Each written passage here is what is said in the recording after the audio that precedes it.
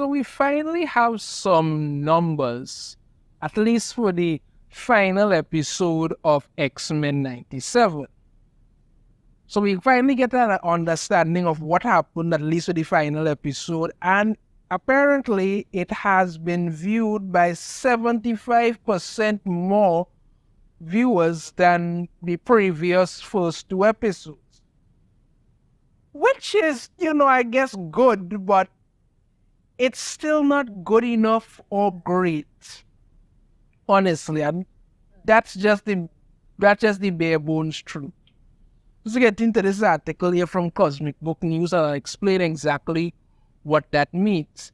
X-Men 97 season finale sees 75% rise in viewership, still lower than What If. Disney has released official numbers which we can compare to the 2-episode premiere and What If. Okay, so X-Men 97 fans finally get the validation they have been seeking in regard to viewership data on Disney+, alright? Disney reports that the season finale received 75% more views than each of the first two episodes that dropped at the same time. Alright, that sounds promising, okay. However, the big question is whether that number is any good, as it appears as if X-Men 97 still can't beat What If. Well, that is troubling. That is very troubling. X-Men 97 season finale was watched for 3.5 million views. Back when the X-Men 97 debuted with its 2-episode premiere, Disney reported the 2 episodes were watched for a total of 4 million views. So that averages out to 2 million views an episode, which actually is not very good at all, to be honest with you people. That's like Doctor Who numbers, or current day Doctor Who numbers, and you all know how bad that is. So that's not really all that good. But like I've been saying from the beginning, and people keep trying to tear my throat out for it, but it's the truth. It's not to say people aren't watching X-Men 97. They're just not watching it on Disney Plus because Disney has pretty much ruined their reputation completely with everybody. But I digress. Let's continue.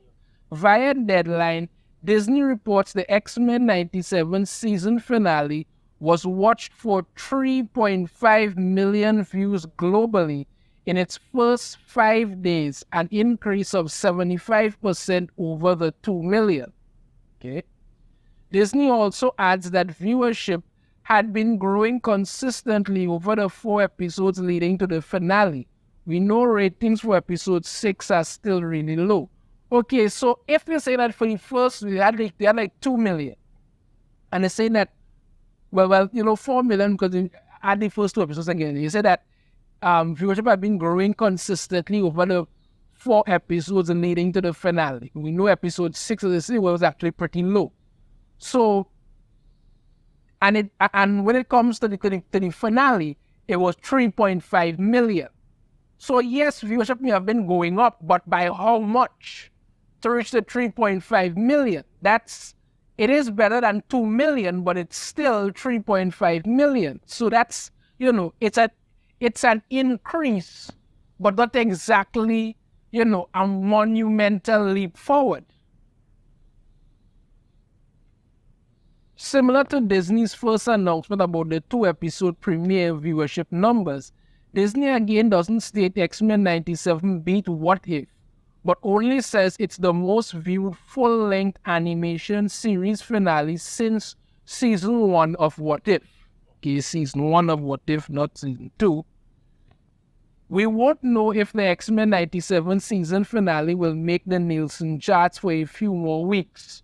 But if it underperformed or is similar compared to What If, we do have the What If numbers to compare the two. Well, honestly, I'm just going to say, if 3.5 million after 5 days is the best that season finale of X-Men 97 could do, I don't see it making the Nielsen charts. I mean, I'm not trying to be, that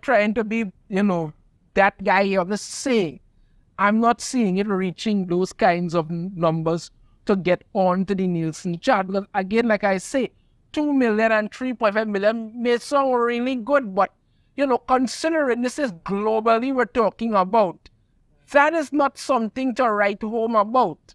And those numbers are pretty low considering what exactly they're trying to compare it to.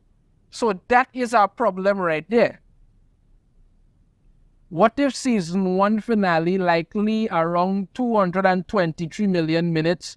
The What If Season 1 finale didn't actually make the Nielsen charts, as at the time the bottom was Hulu's Only Murder in the Building with 248 million minutes. However, we know the preceding episode did make the Nielsen charts with 223 million minutes, so it's probably safe to assume the What If Season 1 finale is around that number, hence why it didn't make the charts, okay?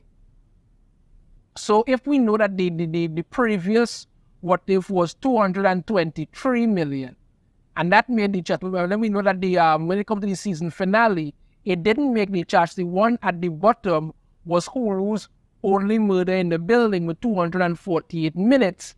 That means that the What If finale didn't make it to 248, but it could have been something like 230, 235 million or something like that. So that's not great either.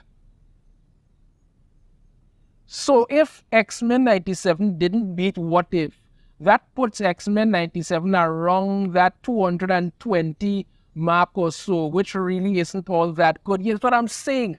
The numbers are not good. I reviewed this series, like I said, there was some things I had some problems with, but overall this series was okay. I know a lot of people love it. I'm not saying anything wrong with that. Okay. I am just pointing out here, people are not watching it on Disney Plus. That's it. People would rather watch it anywhere else than watch it on Disney Plus. That's what I'm saying. And these numbers we're getting here, while they're saying, we got 75% increase in the season finale, may sound good, and it really isn't. It's really not all that great. Notice how Disney stated full-length animation series in the X-Men 97 season finale announcement. Well, Disney dropped What If Season 2 all within a week's time frame, so likely Disney's not including that as a full-length animation series. What If Season 2 clocked in on the Nielsen charts with 513 million minutes, which included all 9 episodes, and suggests those ratings aren't good as well. Yeah, well, I mean, What If Season 2 wasn't fantastic at all. Wasn't fantastic at all. Disney can't afford to cancel X-Men 97. That's something I have been saying for a while. Disney cannot afford to cancel X-Men 97 because they need that, since they want to push forward with bringing the X-Men into the MCU. They can't afford to cancel, even if the numbers turn out to be terrible. They got to keep going. They've got to keep going. Somebody asked me, oh, well, if the numbers are so bad, why are they already greenlit season 2 and 3? Yeah, because they already greenlit at the beginning, and they want to push it because they want to bring the X-Men into the MCU. It would look beyond embarrassing to cancel X-Men 97 before you even bring the X-Men into the MCU. They got to hold on one way or another. If the ratings haven't been all that good, it's not just an X-Men thing. A majority, listen to this, of the Disney Plus content isn't being watched except for Bluey. So apart from Bluey, most people aren't watching anything on Disney Plus. Not shocking considering the amount of crap they keep putting on. I mean, even if you want to get away from just saying, the Marvel shows, that kind of stuff like that. I mean, you remember that god-awful Peter Pan and Wendy thing, that movie that they made? The thing was horrible. Absolutely horrible. It turned Peter Pan into a psychopath. If you didn't want to abandon your parents and play with them, he would send you out in the ocean to die like a dog. That was it. Wendy was the big star of the show, and it had that whole thing with the Lost Boys have girls and it was like so, and she was like, well, I guess it doesn't matter. Of course it matters. It's called Lost Boys for a reason.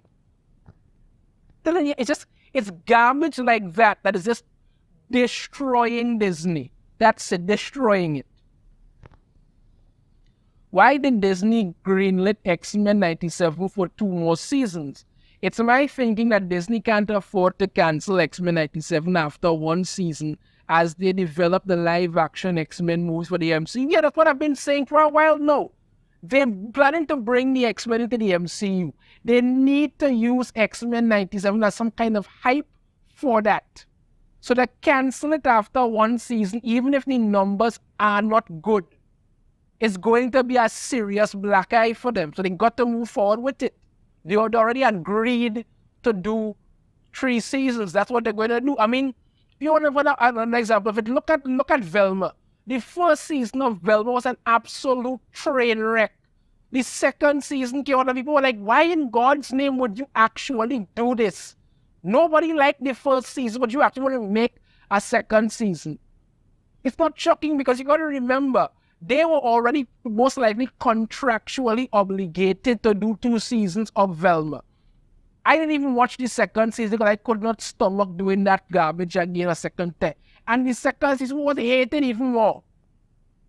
But they were already contractually obligated to do 2 seasons. Yes, they've pissed all over the legacy of Scooby-Doo, but that's a small price to pay to push the woke agenda. How would it look if X-Men 97 was cancelled after 1 season? It would be a complete disaster. Yeah, that would be a serious black eye for them. Especially with them trying to bring the X-Men into the MCU. The author of this article goes on to say, I found proof of my theory in Deadline's article about the new writer on the MCU's X-Men movie. As notice how the reporter starts off the article. Exclusive. Following the success of its animated series X-Men 97, Marvel Studios is now ramping things up on its live-action X-Men movie.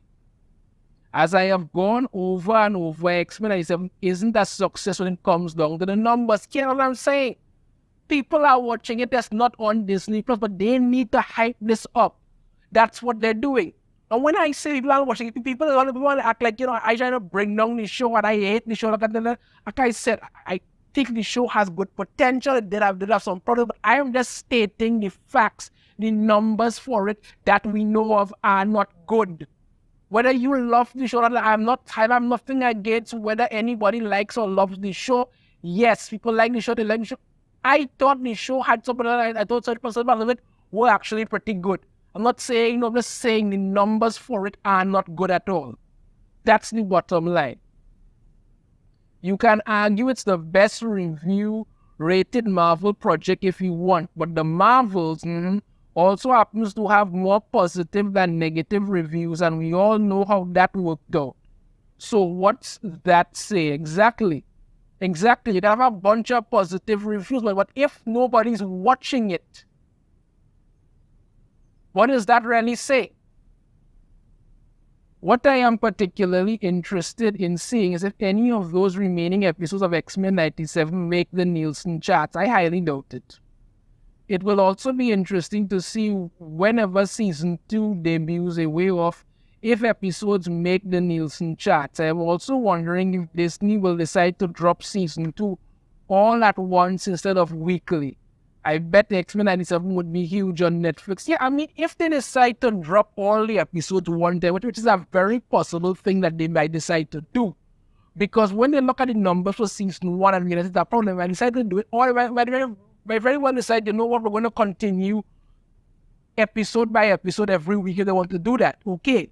But as they say, if X-Men 97 had been on Netflix, it might have had a much bigger reception and we have much better ratings. Disney has destroyed their reputation, and most people now would rather Netflix and chill. That's the thing about it. I'm not saying that X-Men 97 may not have some traction here, and I'm not saying the numbers are not good. So yes, it did have a 75% rise in viewership for the final episode, but considering the first 2 episodes were 2 million each and the final episode came in at 3.5 million, that is a 75% bump, yes, but it still is not exactly something to write home about. Bottom line, the viewership for X-Men 97 are still not good. We do have some numbers here, but they only confirm what I've been saying. Let me know your thoughts on this in the comments. Have a different opinion, I'd love to hear it. If you like the video, hit that thumbs up, subscribe if you haven't already, ring the notification bell to be notified every time I upload a new video, and I shall see you all next time. Take care.